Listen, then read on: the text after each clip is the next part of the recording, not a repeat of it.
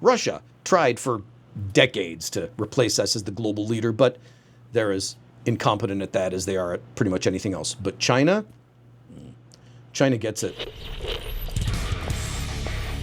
I hope you're ready. I'm about to perform a public disservice. Charles, I'm going to channel my inner President Ronald Reagan, because America used to be the shining city on a hill. That was the euphemism he used to use. It was the example for the rest of the world to strive for. And now, instead of a shining city, we look more like the world's most sketchy roadside gas station, with the fluorescent lights are always flickering and the toilets never work. And there's some weird guy selling stolen vape supplies out of the trunk of his car over there in the parking lot. Geopolitics runs on this thing called spheres of influence. One nation, though they don't have any official power over another, they exert a little bit of influence on another nation, politically, economically, socially, culturally. How do you think baseball became the most popular sport in Japan? Think of it like the high school cliques. You had your cool kids and your nerds and your math geeks and your goths, and you had the Soviet Union, you know, those two weirdos that wear the trench coats and are always trying to sell you fake vodka. After World War II, the United States built the biggest clique that's ever been. NATO, the Marshall Plan, the United Nations. We showed the world the awesome stuff that we have to offer. Hollywood and Ford Motors and Coca-Cola. We didn't just win the war, we won the after party. We rebuilt Europe and added a little bit of an American flavor to it. We turned Germany and Japan from rubble into industrial powerhouses. We created global institutions, the IMF, the World Bank. Well, we did at Bretton Woods, basically making the dollar the world's cheat code. And you know what? It fucking worked. We spread democracy and free thinking and big dreams and scientific research and free market capitalism. And for decades, one of the few times in the history of humanity, the world actually got more stable and more prosperous. That very rarely happens. Meanwhile, the Soviets were expanding their sphere of influence as well, but with tanks because, you know, Russia. Hungary in 1956, Czechoslovakia in 68, Afghanistan in 79. Their big selling point was, join us or we kill you. Our pitch? Simpler. We have McDonald's and Nikes. Do you like having food in your belly and shoes on your feet? We got you covered. Let us teach you about liberal Western democracies. So when countries had to pick a side, it wasn't a tough call. Not a lot of people were trying to sneak across the Berlin Wall to get into communist East Germany. But let's fast forward to America now. The leader of the free world, we've basically gone on strike. We're turning inward. We're screaming at each other about drag queens and wind turbines, while the rest of the planet is writing the next chapter of human history. We've got one party saying America first. We've got another party saying, please don't hurt me. And in the middle, we've stopped being the leaders. We're cutting our investments and our budgets in science and research. We're ghosting our allies. We're asking ourselves, is NATO even really worth it? Spoiler alert, yes, dumbass, NATO is really worth it.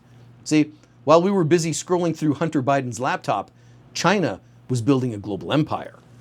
They've got the Belt and the Silk Road Initiative, trillions of dollars in infrastructure investments across Africa, Asia, Latin America.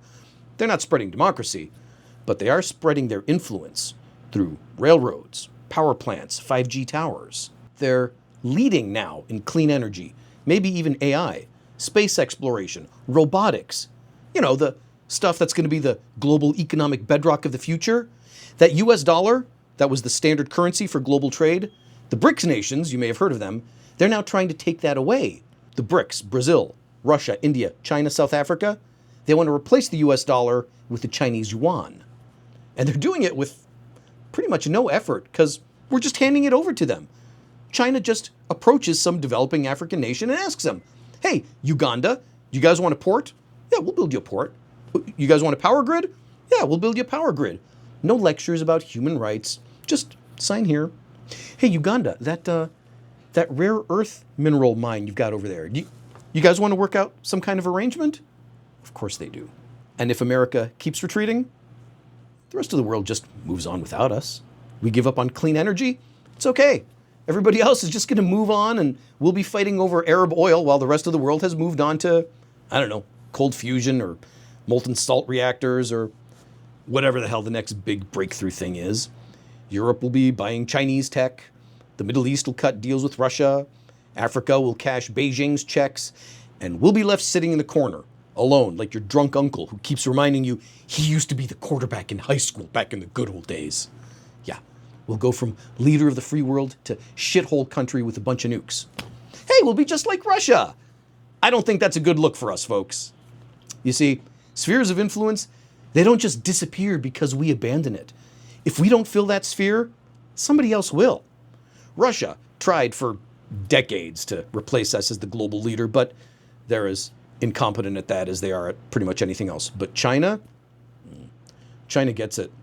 They understand research and development and global influence. China knows this game very, very well, and they are calling dibs on the future. So I guess the real question is, do you still want to be the shining city on a hill? Or are you okay being the world's worst abandoned gas station while Beijing plots the course for the rest of the world? I don't know.